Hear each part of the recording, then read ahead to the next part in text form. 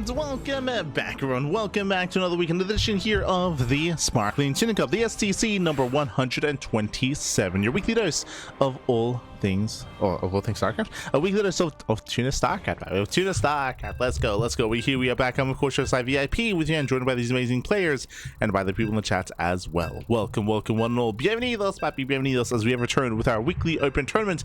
Finally, we are back on Sundays. For a couple of weeks now, actually, we've been forced to host our event on Tuesdays. That is because of RSL. Rival StarCraft League has been over the weekends, and we have been accommodating for that, have been moving our event over to Tuesdays instead to avoid any kind of major clashes. But now we are back to our regularly scheduled Sunday broadcast. Let's go. Let us go. Spawning in the top left hand corner of Winter Madness, we have the orange Zerg player. We have the orange Zerg himself representing his new team, Stowny Bulls. It is GgMaChine. And spawning in the bottom right hand corner, we have his opponents. We have the pink Protoss player. We have the pink Protoss himself, the South Korean Protoss, representing among SC2 people. It is ReBellioN.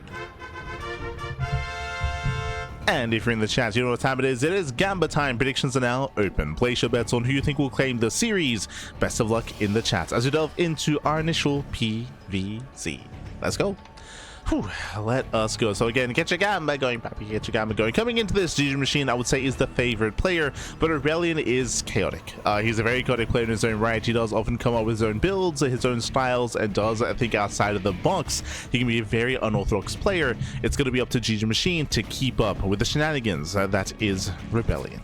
Oh boy. Oh boy, we'll see if he can keep up. For now, we're going to be loading into Winter Madness, one of the more larger standard maps in the map pool.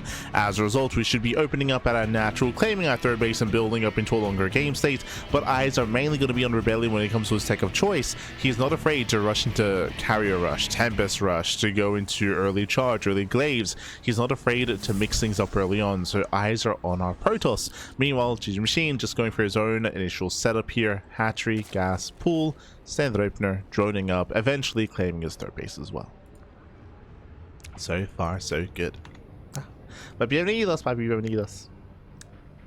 Just catching up. Also, a big shout out to Holy Lime in the chat. Papi, God, thank you so much. Thank you so much for the thank you so much for the support. Sorry, just fixing up some audio levels here. But thank you so much. I hope you thank you so much. I hope you appreciate the content. Hope you enjoy the content. The StarCraft, the casting, papi. Hope you enjoy. Este Holy Lime, 36 months. Oh my god, sorry, 38 months. 38 months in a row with Twitch Prime. Crazy amount of support, papi. Gracias. Este Holy Lime. Thank you. Whew. But here we go.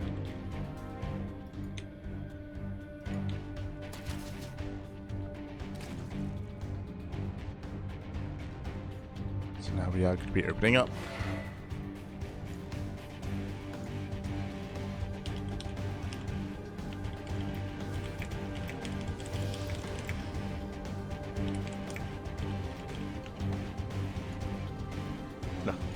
As we're going to be opening up, so far going to be a Stargate opening here in the main base for ReBellioN. So opening up with the Stargate, everything's looking normal so far. This should lead into an Oracle first, but it may lead into a Void Ray.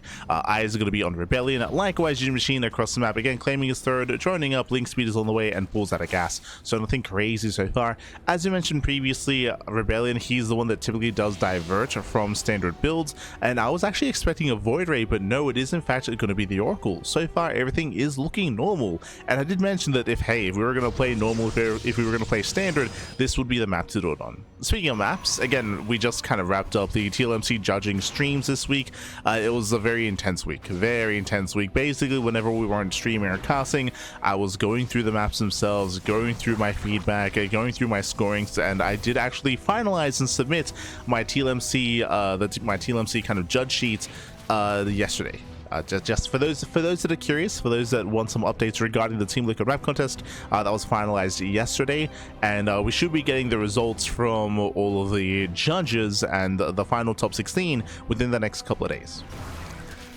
So it should be all like kind of brought together or tied together and all that good stuff over the next couple of days. So look forward to it. Do look forward to it. I do as well. It's one of those things where now that we're back to regular casting, it's like, we gotta like calm down a little bit, you know. Gonna calm down a little bit and embrace some of the older maps. Definitely a lot of exciting things to come in the near future in regard to the new map pool, but we'll see what maps make it through, and we'll see what the voting process will be looking like, bearing in mind that the TLMC public voting will be open after the Wardy TLMC tournament. Basically, we will soon get confirmation of the top 16 maps, and then there's going to be a bunch of tournaments featuring those maps. We'll of course be updating our map pool to also feature those TLMC maps as well, and then that will lead into the eventual public voting. So that's going to be happening over the next couple of weeks time. It's going to move quite quickly. Oh boy, some exciting things to come. Meanwhile, it is going to be the initial lair opener out of GgMaChine. Lair into Roachhorn. Oracles, they will delay the fourth base. They get a couple of drone kills at the same time, leads a counterattack. We have plenty of it up so I can to defend, and we do have an interesting follow-up here. Okay, so it's going to be an early Twilight Council into a delayed Forge. I assumed it was going to be a charge-based opener or maybe Glaive, so no, it's going to be Blink into very fast Templar Archives. Without the Forge, without the upgrades, in towards Storm Tech. Meanwhile, Lings get a full surround, they shut down the pylon, they get into the Stalker as well. Oracles, they come back in time to defend, but that's still nice damage dealt here by GgMaChine. And nice damage dealt, they did make their way across the map instead. They do wedge themselves behind the mineral line, but there are plenty of Lings here to deal with this, and so far, not enough damage, only 2 drone kills. Oh, 3. Yeah, 3, 4, can we get up to 5 kills? It's going to be close. There it is, 5 drones going down, 6, okay, 6. 6 drone kills. We get some okay damage here, but mining has been heavily delayed at the 3rd. Oracle's forced race back home, and we're going for what looks to be a big all-in. Now, I say all-in, I mentioned something earlier, and I brought it up, and it's good to bring attention to it. No Forge. No Forge, no upgrades. So the setup here from ReBellioN doesn't really scale too well into a longer game. In my mind, we're going for a very big, strong Storm timing, and it's going to ideally look to end the game. So big all-in here from ReBellioN off of a 3-base economy. This is quite rare. It's not quite often that you do see a prioritization of Storm in such a way, and the lack of upgrades and going for a 3-base all-in. We'll see how GgMaChine fares against it. We'll see if he does recognize it is not safe to drone. So far, you can see that he's droned up to 66. That is 3-base saturation. The 4th base, no saturation. Intentionally so. There's no saturation of the 4th base whatsoever. So likewise, we also have 3-base play out of GgMaChine. He will have a standing army, enough to deal with the force of ReBellioN. It comes down to the control. It comes down to the micro, the control. So far, nice handling of the stasis trap. Lings and Hydras are amassing. Upgrades are on the way.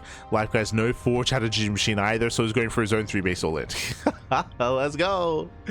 Who do we favor in this kind of position here? That's the real question. I mean, Storm is done, and we'll see how good the Storms are going to be. As GgMaChine, he's all in. He's all in. I assumed that he was just being hyper defensive, but no. The answer is that he's being hyper aggressive. He goes high Templar. He goes for the dive. He gets 1. 1 Templar goes down. There's 4 left. There's 4 Templar left. At the same time, GgMaChine does strike that natural, going for the Cybercore. Cybercore gets sniped. Massive pickup. No more Stalkers. And again, here come those Templar. There's the first Storm. Ooh, massive Storm. Oh god. Yeah, Storms are brutal. No Hydra speed. A lot of Hydra's going to be going down, and these Storms may just be too much. That was the final Storm, though. If we had one more Storm, that'd be the death of all these Hydras.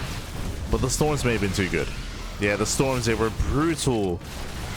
Again, remember, GgMaChine didn't know what he was all-inning into. Like, he didn't realize that he was basically all-inning and all-inning Protoss, and GgMaChine is going to lose everything.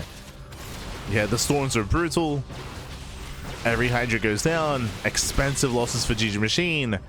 And remember, he was all-in. Like, there's no drones. There's no drones behind this. It's all or nothing. And ReBellioN blindly was countering him, essentially. A nice contamination here on charge. GgMaChine, he's overextending. He does overextend. He has to get the hell out of here. He has to race back home. More Head Templar warp in. A 4th base is on the way. Remember, GgMaChine is still very all-in. And without Storms, ReBellion's in trouble. He needs those Storms. Does he have a charge? Yeah, a little bit premature there. Mainly a zoning Storm. Does not connect. Yeah, that was poorly placed there for ReBellioN. And ReBellioN now is in danger. Another Templar. No, he gets 1, 2. Remember, the Templar were the only thing keeping ReBellioN in this game. And now they're going down. And now they're going down. The natural base is breaking. There's only 1 High Templar left. GG gets called, and GgMaChine, the all-in does succeed. It does break through and does take game number 1. GG. And GG, well played. GgMaChine, he will claim a lead in the series. Again, ReBellioN, he had the tools to defend, but the control was lacking there a little bit. The initial defense was solid, don't get me wrong, but we saw that those High Templar, they were the backbone, they were the lifeline there of ReBellioN, and that final storm that we saw, it was very lackluster. He needed that storm to connect. Likewise, he had to preserve those High Templar as well, and he failed to do so. The Templar went down. That was game. That was game then and there. GG, well played. A very intense game one, and we'll see where this leads us coming to game number 2 as we load into another one of these quote-unquote larger maps. Has its own little quirks. We're going to be loading into Title Citadel. Let's go. Let us go.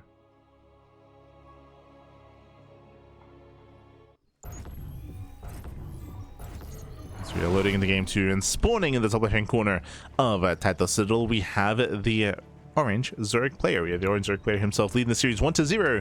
It is GgMaChine. And spawning in the bottom right hand corner, we have his opponent. We have the pink Protoss player with the pink Protoss himself. We have the South Korean Protoss representing among SE2 people. It is ReBellioN.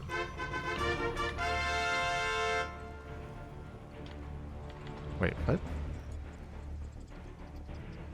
Hold on. My custom duel broken? Is that what's happening right now? There we go. There we go. So just fixing up the casting tool. But from here, we're going to be settling on in, and once again, eyes on ReBellioN. Now, last game, he did go for a quirky build. He went for a Storm Rush, and it almost worked against the 3-base all in ReBellioN. Now, my concern, though, is that, as we mentioned, ReBellioN, he had the tools to defend, and he was not able to keep up with his opponents. GgMaChine, coming into game number 2, especially on Title Citadel, I expect to see aggression again. It is quite common to go for these big 3-base all-ins, where you cut workers at a 3-base saturation, and you just commit across the map. It is quite a common style in this matchup, and we're leading towards that style again here for our Zerg player. So we'll see if our players do deviate in some way.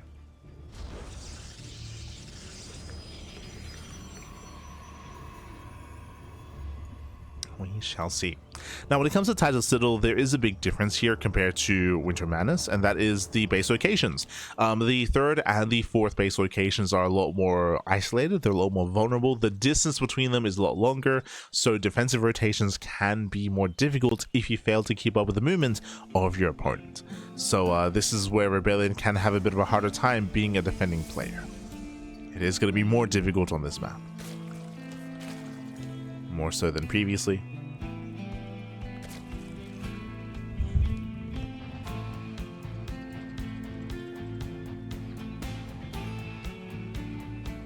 I mean, to be fair, there's a give and take. I want to say that early on, your 3-base saturation should be relatively safe. The big difference, of course, is that the area on Winter Madness in between the natural and the 3rd is open. Here, it's closed. It's closed by these rocks. Once they get knocked down, then the area does open up, and we do have a more accessible kind of 4-base setup. But before these rocks get knocked down, there's only really one angle of attack, depending on how and where we expand.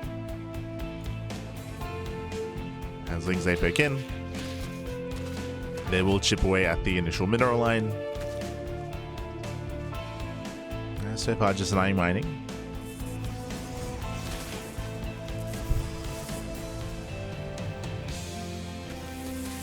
Oh, they do get one probe. Yeah, one probe goes down in the mineral line. Not bad. Pokes in, pulls away. Hoping for another worker. Shouldn't get much more done, but is at least keeping the adepts busy. And gets a full scout. Does confirm the Oracle. Full scout there from our Zerg player.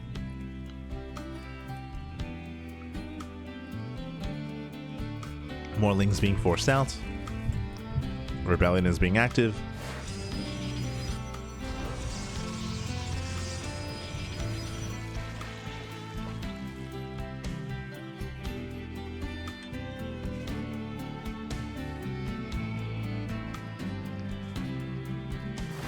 So you break out across the map. Oh! Yeah, getting caught out. I believe the Shade should save at least one, but the other does get picked off, so not a bad engagement here by GgMaChine. 3rd base is finishing up.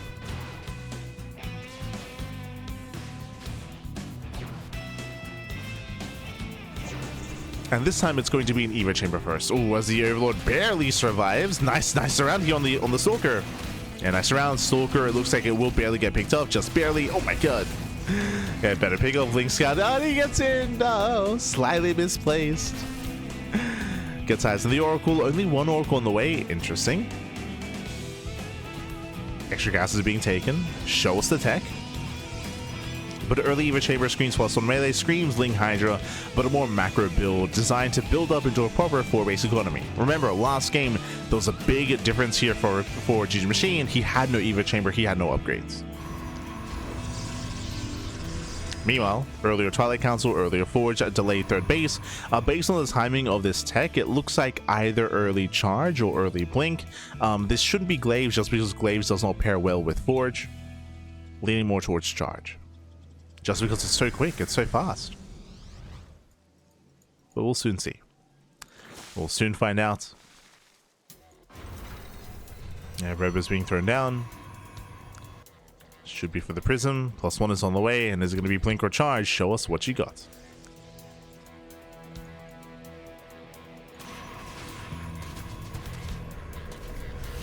And there it is. It is going to be Charge. Again, we assume this just because of the timing. It was just so fast.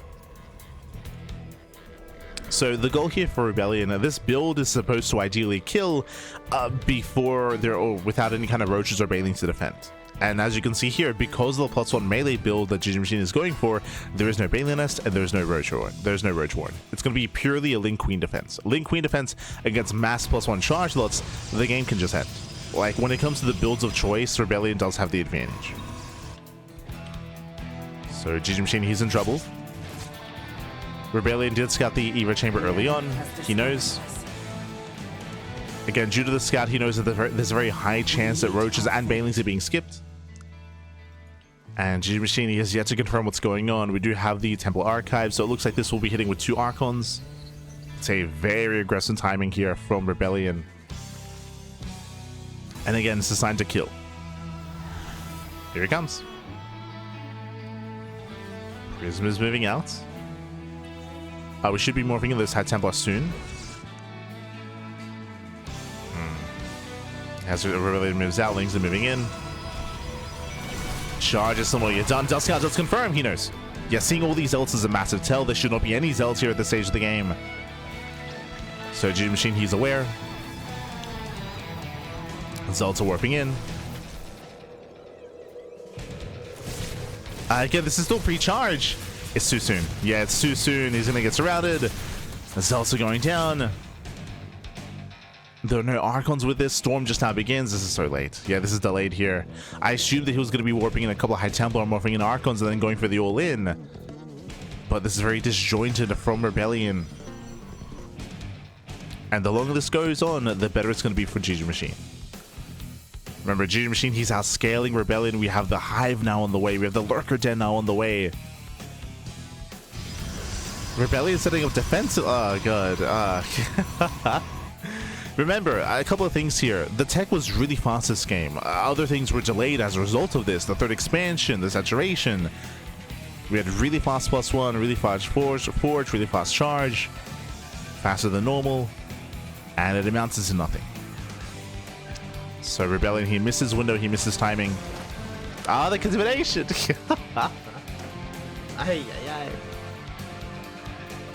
Yeah, massive delay on +2.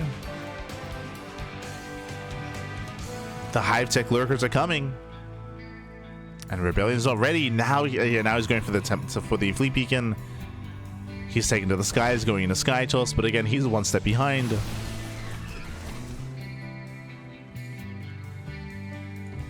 The Overseer sees everything, by the way, confirms the Fleet Beacon, and here come the Lurkers.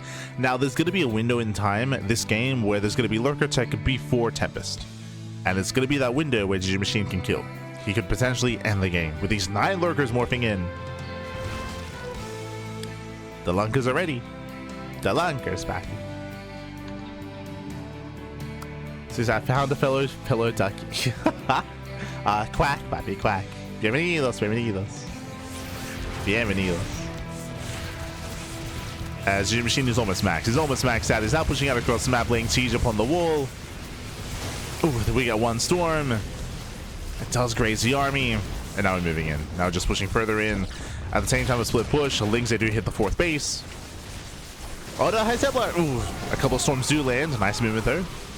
Does move out of the storms. I say that there are plenty more storms available. Oh my god, that's a lot of storms. And with all those storms connecting, it might barely be a hold here. It's close. There's what, a handful of Hydras. Lurkers are being focused down. Oh my god, it's still a brutal trade though. An expensive trade. Lings, they move in to help support. Lurkers are focused down. And barely ReBellioN holds. He barely cleans up all the Lurkers, but there's still more reinforcements coming. It's still too much damage. That's still far too much. Hydras, they start to step in. And even without the Lurkers, there's just too much Zerg. There's too much of a swarm.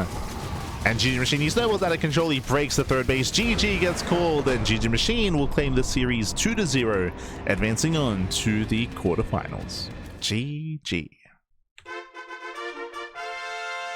Whew.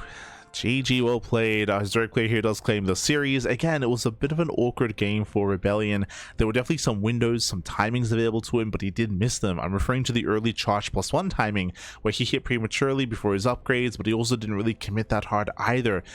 It was a really rough moment for ReBellioN, and the moment that he missed that timing and they missed that window, he fell so far behind. He had to do damage then and there, and upon not doing so, then he backed off. He tried to turtle up. It was very delayed, of course, getting his 4th base, his fleet beacon, storm, cannons, and shield batteries was all just a really delayed decision. And remember, he himself had committed quite heavily into that timing, which didn't really hit. Meanwhile, we saw that GgMaChine was being greedy, right? He was being greedy. He went up to 4 base saturation, went up to Hive Tech, went up to Lurker Tech as well, and just snowballed out of control. Snowballed out of control. GG, well played. With that, we have our Zerg play advancing on, and let us catch up in the bracket. Let's figure out where we are and where we are headed. Let's go.